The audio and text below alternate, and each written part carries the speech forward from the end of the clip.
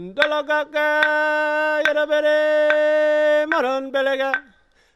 a dance that tells you the animals that are in the Pilliga.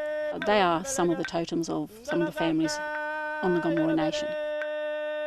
For the Gomori people in what's now northwest New South Wales, the Pilliga forest holds the stories and history of their people for tens of thousands of years.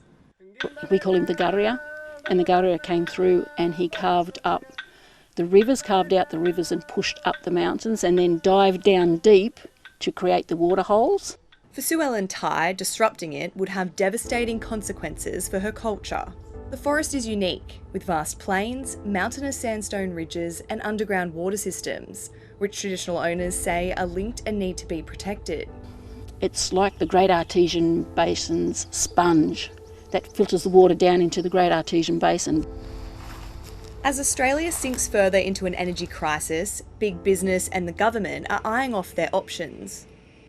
Just beyond here, gas giant Santos has government approvals to drill 850 wells in part of the Pilliga forest for its Narrabri project, which it says is enough to meet about half of the New South Wales gas demand, and says it's committed 100% of Narrabri gas to the domestic market.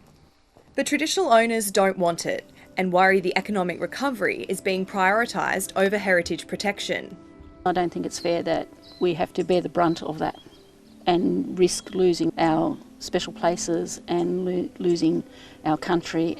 The Gomori people have rejected a compensation agreement with Santos. They're seeking native title over a huge swathe of this area, including the Pilliga. Now the Native Title Tribunal is deciding if the project can go ahead without Gomori consent. Santos says it has a cultural heritage management plan in place and rejects claims it will permanently harm culture. This is just one of several major gas projects proposed by multinational companies across the country, being fiercely opposed by some groups of traditional owners. There was widespread outrage across the world when Rio Tinto destroyed centuries of priceless Indigenous heritage at Juukan Gorge. Even after a major inquiry found Aboriginal people should have a greater say on what happens on their lands, traditional owners remain concerned their pleas to save similar sites are being ignored. The Burrup Peninsula, known as Murajuga in WA's Pilbara, is home to one of the world's largest collections of rock art. They are our history, our story, our dreaming stories. They depict the remarkable survival of our people. Just next door is one of Australia's largest gas projects, Woodside Scarborough plant, and it's planned to expand. Some traditional owners worry about increased emissions, which they fear will harm the rock art. Been out on this water out on the Munda many times over the years with my family, and we're visibly seeing the effects of the emissions and the air pollution.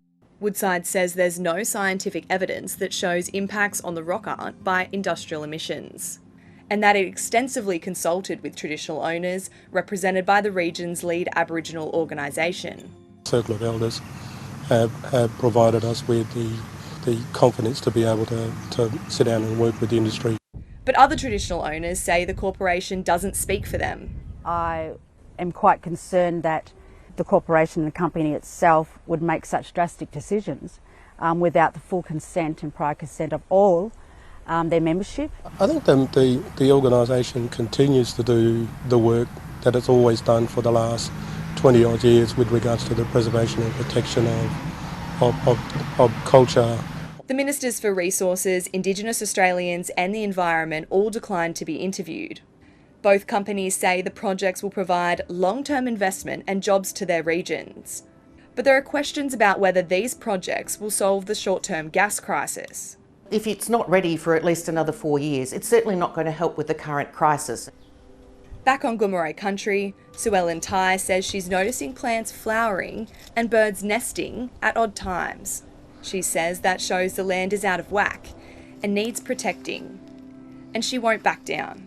I think that it's a long fight, and I think it's the good fight, because it's the one thing that if I had to leave a legacy behind, it would be for my grandchildren to say, you know, my grandmother fought. Well, it's about a change.